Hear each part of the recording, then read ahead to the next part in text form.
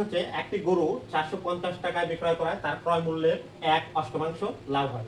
গরুটির ক্রয় মূল্য কত? কৃষিকাজে খুব সহজ ও সাবলীল ভাবে অঙ্কটি সমাধান করব।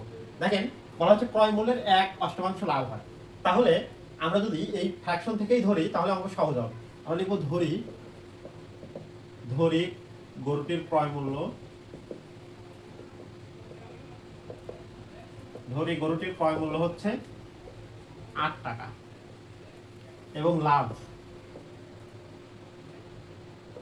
হচ্ছে 1 টাকা। প্রিয় শিক্ষার্থী, তাহলে 8 টাকায় ক্রয় করে যদি 1 টাকা লাভ করে তাহলে বিক্রয় মূল্য কত? সুতরাং বিক্রয় মূল্য সমান ক্রয় মূল্য যোগ লাভ, তাহলে ক্রয় মূল্য যোগ লাভ ইকুয়াল 9 টাকা। এটা হচ্ছে বিক্রয় মূল্য। প্রিয় শিক্ষার্থী, তাহলে খেয়াল করেন হচ্ছে গরুটির ক্রয় মূল্য কত। তাহলে বিক্রয় মূল্য 9 টাকা হলে তার ক্রয় মূল্য ছিল কত? 8 টাকা।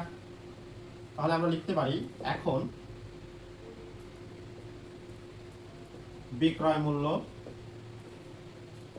9 টাকা হলে ক্রয় মূল্য কত? 8 টাকা। তাহলে বিক্রয় মূল্য 1 টাকা হলে ক্রয় মূল্য কত ছিল প্রিয় শিক্ষার্থী? 8/9 টাকা। আর বিক্রয় মূল্য 450 টাকা।